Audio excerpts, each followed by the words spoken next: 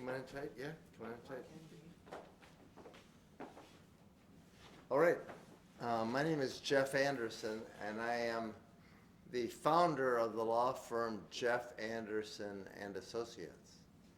I am here today with a courageous survivor, Jeannie, Marron, and fellow advocates.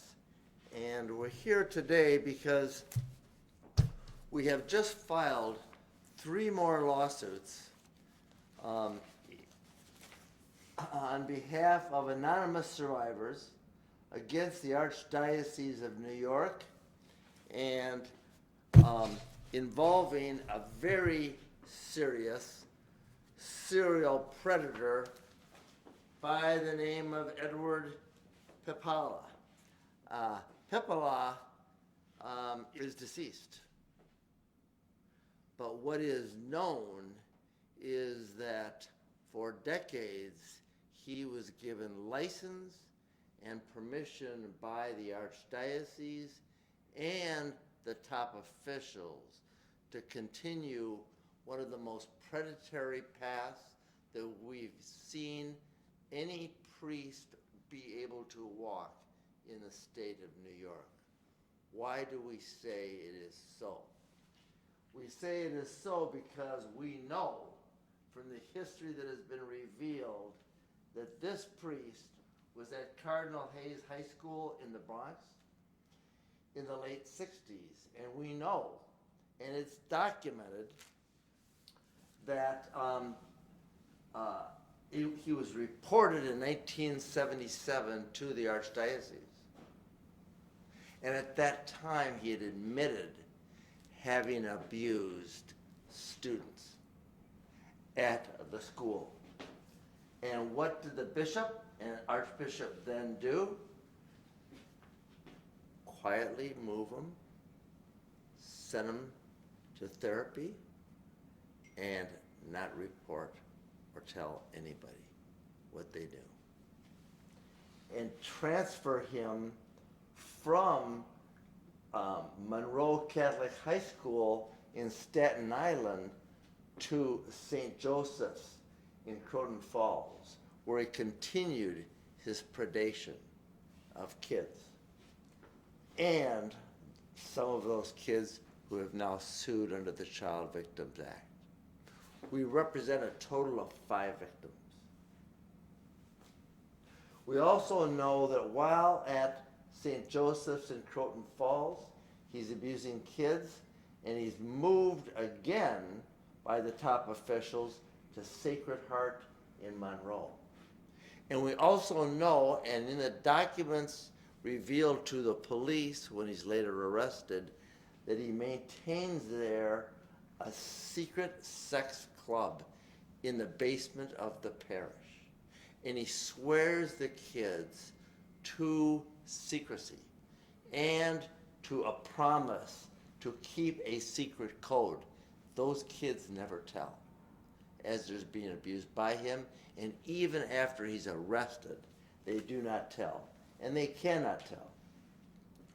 And he continues his ritualistic abuse of kids under the charge of then Cardinal O'Connor, and continues to abuse each of these kids, some of whom we represent, and we know that he's then moved to St. John's in Goshen. Now we know before he's even moved to St. John's in Goshen that one of the top officials, Father Leonard, warns the Archdiocese, don't move him. But the Cardinal does, and the Archbishop does make the choice to move him, where he continues to abuse until he's arrested in 1993.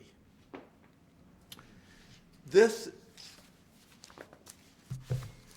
narrative detailed in these complaints, 3 of which I hold here today that were just filed, 2 of which were filed earlier under the Child Victims Act.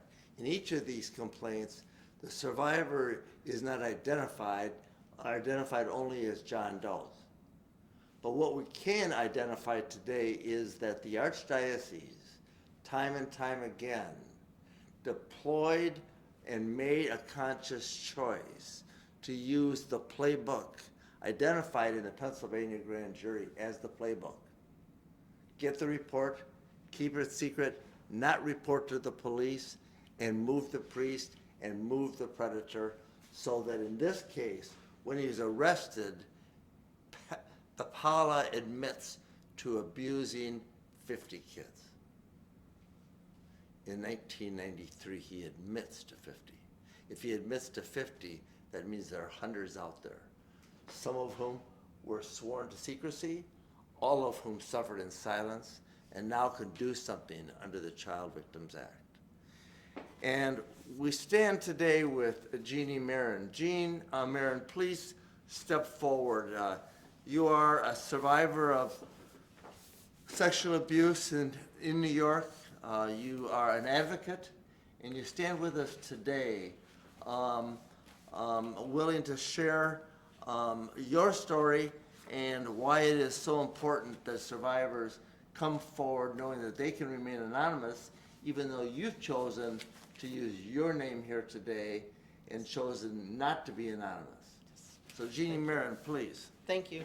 I'd also like to first thank the courageous survivors that did file against this serial predator.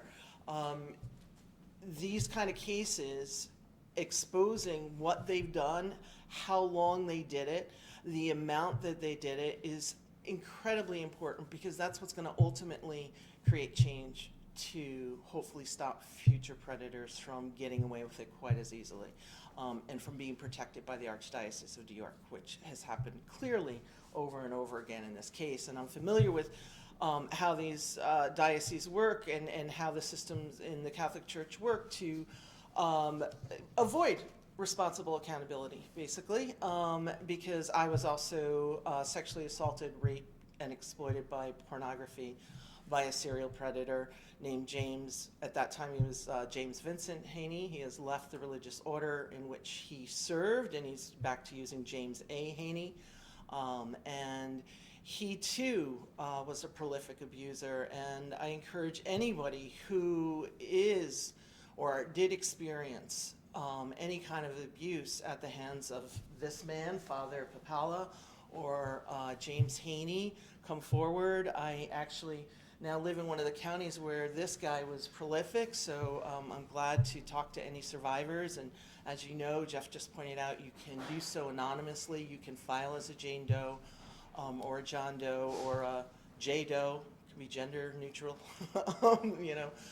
There's a number of ways to do that. So I do encourage that.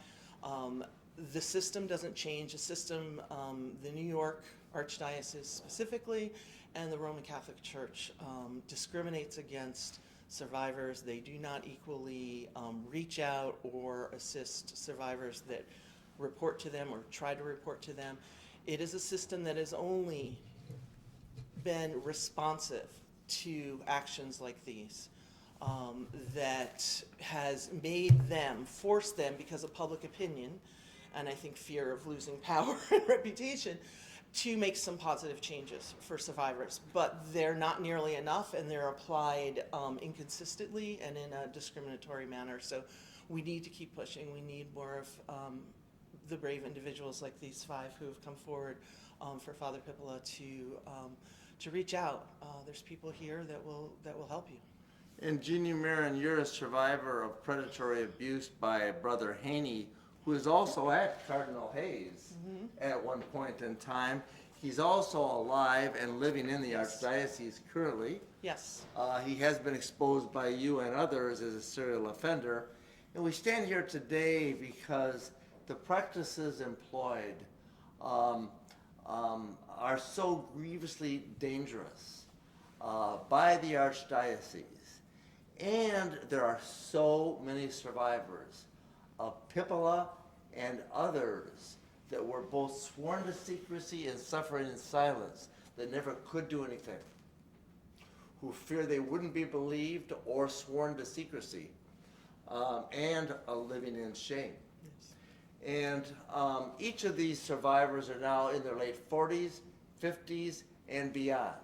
And each now are given a chance under the Child Victims Act for their truth to be known, their privacy to be protected, and to expose the horrors they endured and get help. And knowing that by coming forward, we can expose the dangerous practices employed past and present by the Archdiocese, and also bring heat and light and truth to a deep and dark secret that has remained deep and dark. And so to each of the survivors, we're deeply grateful. Trush and Goffe, one of the lawyers that have been working with us on this. What say you responsive to the lawsuits that have been filed by these courageous survivors today that now number in the hundreds that our firm have filed under the Child Victims Act in New York? Yes, these Trush, Goffe, Jeff Anderson and Associates, these lawsuits are possible because of the New York Child Victims Act and the 1-year window. We are now 5 months in to this very limited time for survivors to act. And this is an opportunity for these survivors now to get some measure of healing, some measure of accountability. The survivors who have filed cases involving Father Pipala were not able to do this back when it was happening, or even shortly after that, because of the power and control that Father Pipala had over these kids and then into these young men. And many of them kept this a secret until very recently, until they learned that there was a new law that finally now provides them with an opportunity. And this is really an attempt by them to get some measure of healing and justice now. And it also is an attempt by each of these survivors and our firm to force the Archdiocese to come completely clean. And that is to put pressure on them to disclose all the secrets and all the identities and all the history of all the offenders known to them. And that's why we are releasing, and we have released, the Anderson report that identifies and gives the histories of countless offenders, over 100 in the Archdiocese of New York, that the Archdiocese of New York has chosen not to release. And we've chosen to release it because we know it's time for truth, it's time for heat, it's time for light, it's time for the survivors to get help and to know there is hope and to know they can do something to protect other kids in the future. And so it is truly a time for us to feel gratitude to the survivors who have come forward, Jeannie, Marron, and each of these anonymous survivors and all those with whom we work, knowing that today you and we together can do something to protect kids in the future, and let other survivors know it's time for you to come forward and share your truth. And the law allows it under the Child Victims Act. And there are months now ahead of us where you can. So it is time. And to each of you survivors, we are grateful for the chance to reveal these painful and sorrowful secrets, but also put heat and light on them. Karen Azuna, you are a Spanish speaker, a survivor advocate. Please step forward. You're a survivor, an advocate with our firm. You speak a Spanish speaker, and so please outline for the Spanish-speaking community what it is we want you to know and hear today as we stand with these courageous survivors. Gracias. Muy buenas tardes, mi nombre es Karen Osuna con las oficinas de abogado Jeff Anderson y Asociado. Conforme a la Ley de Víctima Infantil de Nueva York, presentamos 5 querellas contra la Archdiocese de Nueva York por abuso sexual infantil cometido por el padre Edward A. Pipala, un predador notorio asignado a múltiples parroquias y escuelas dentro de la Archdiocese de Nueva York. El padre Pipala admitió abusar sexualmente de 30 a 50 jóvenes. La Archdiocese de Nueva York se dio cuenta del abuso sexual que el padre estaba cometiendo en el 1977. La Ley de Víctima Infantil de Nueva York es una ley que extiende el estatus de limitaciones proporcionadas por una ventana de 1 año para que los sobrevivientes de abuso sexual infantil puedan venir hacia adelante a hacer una querella y tienen hasta agosto 13 del 2020. Todos los sobrevivientes del abuso sexual pueden presentar esta querella de una manera confidencial. La ley víctima de ley infantil de nuevo expira agosto 13, 2020. Gracias. The Child Victims Act is a very powerful law that's now in effect in New York, and it gives each survivor the power to choose to come forward and take some action and to recover their power, because the abuse by Pipala and others is not as much about sex as it is about the abuse of power. And it's time for the survivors to take that power and to have that power, and the law allows survivors to have the power to speak their truth, to share their truth, preserve their privacy, protect other kids, and hold those that made the conscious choices that this Archdiocese made in the past now accountable in a way they never could before. It's time. Thank you all to the survivors, to you, Jean, Marron, and all these survivors with whom we stand and praise their courage today, and the law that gives them the opportunity to have that voice that you and the survivors could never have before. Thank you all.